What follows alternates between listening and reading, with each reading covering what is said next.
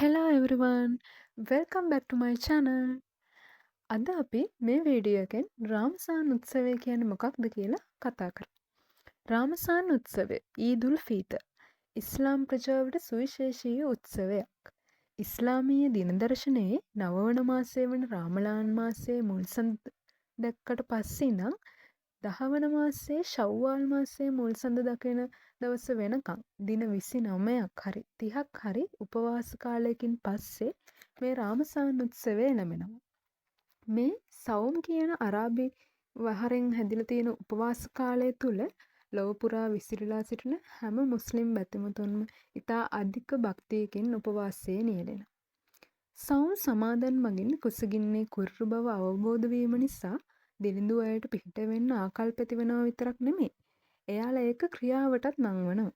ඒ හින්දා මේ කාලයේ සකාත් කියන අනිවාර්ය දානයත් සදකා කියන අනිවාර්ය නොවන දානයත් මුස්ලිම්වරු විසින් පිරිනැමෙනවා.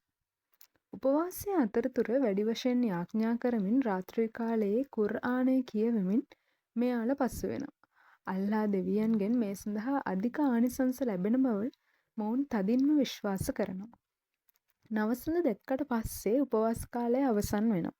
උපවාසය අවසන් වුණාට පස්සේ මස්ජිදයට ගිහිල්ලා යාඥා කරලා රාමසාන් උත්සවය පවත්වන එක මුස්ලිම් ජනතාව සිද්ධ කරනවා.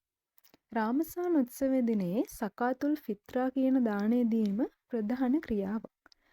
ඒක දෙන්නේ පවුලේ සංඛ්‍යාව අනුව.